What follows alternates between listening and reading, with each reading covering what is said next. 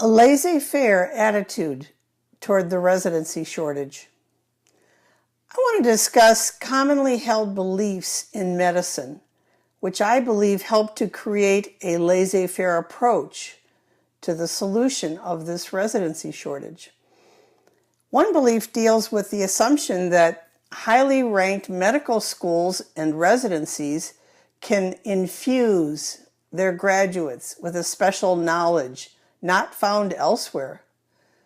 The other belief deals with the impression that foreign medical graduates are lesser doctors than U.S. graduates.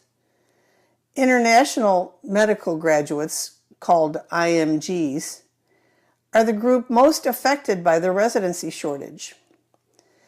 In 2017, 69% of the unmatched graduates were IMGs. I believe that these two assumptions promote the lackadaisical approach to a timely solution to this residency shortage. If the unmatched doctors were Harvard graduates, the U.S. would be in an uproar about the utter waste of human time, talent, money, and more doctors. Consider this. Assume that the U.S. has a total of 1,000 medical school openings each year, but that the schools receive a total of 5,000 fully qualified applicants. 4,000 applicants will be rejected. Are we to assume that these 4,000 applicants were not smart enough to gain acceptance into a U.S. medical school?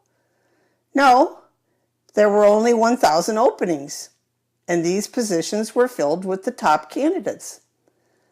The 4,000 disappointed applicants were not qualified. They were not unqualified.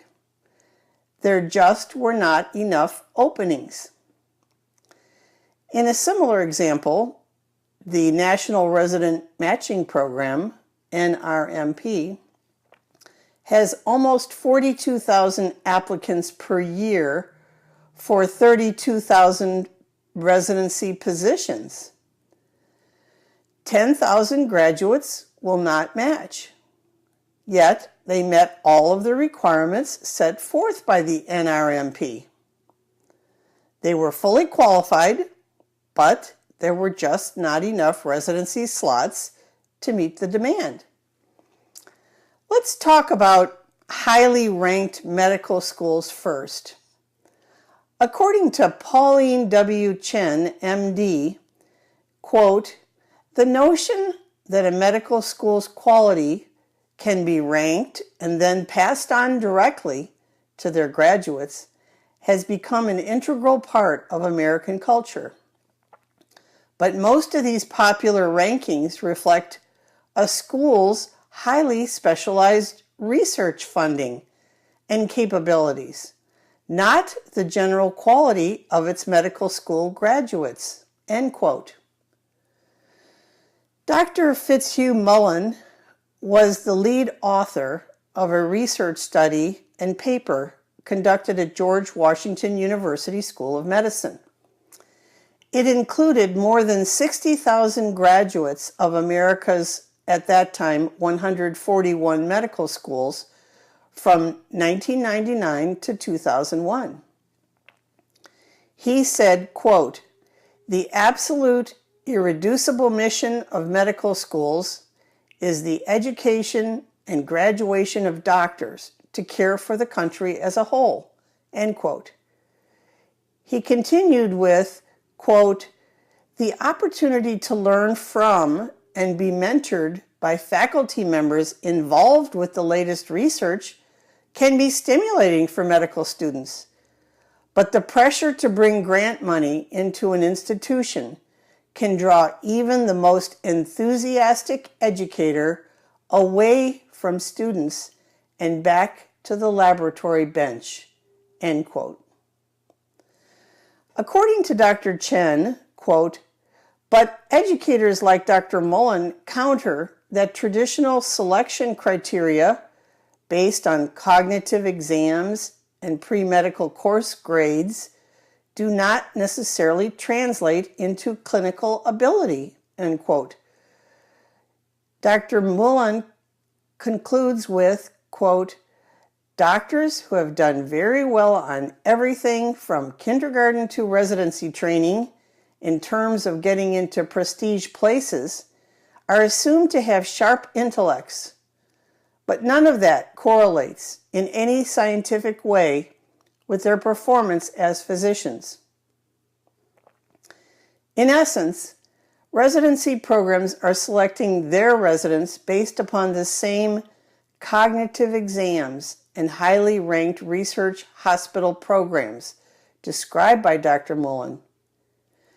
This is due to the inordinate number of applicants caused by the residency shortage and the need to screen the number of applications which have to actually be read.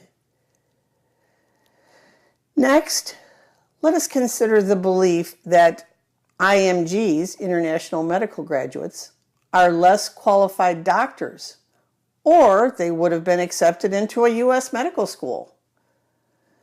Quote, during the 1950s, the need for a formal program of evaluation intensified due to explosive growth in the demand for healthcare services, an increase in economic opportunities for trained medical personnel, and a greater dependence on residents to provide medical care, which created a large number of available positions in U.S. graduate medical education programs, end quote.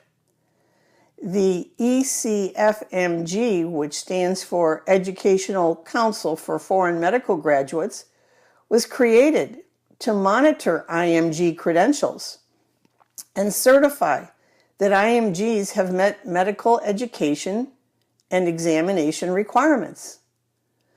So when we as a nation needed additional doctors and residents to provide the medical care in the 1950s, we accepted IMGs into our residencies. But now that there is a residency shortage, not so much.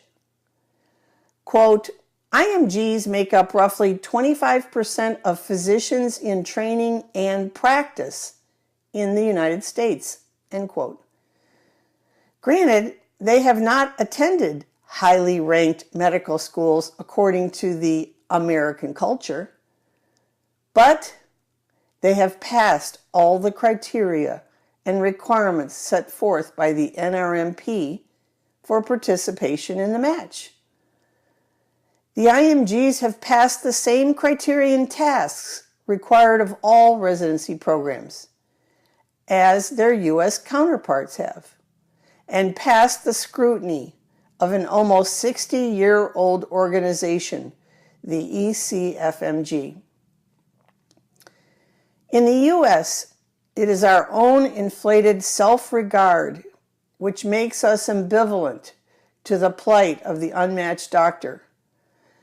The U.S. is not the only producer of excellence in medicine. Let's put aside our national biases toward medical education. Let's save the fully qualified doctors who would like to complete the final step in their quest for licensure, especially in lieu of the projected doctor shortage over the next decade. Thank you. Please share this blog with your colleagues and legislators. Let's find a solution.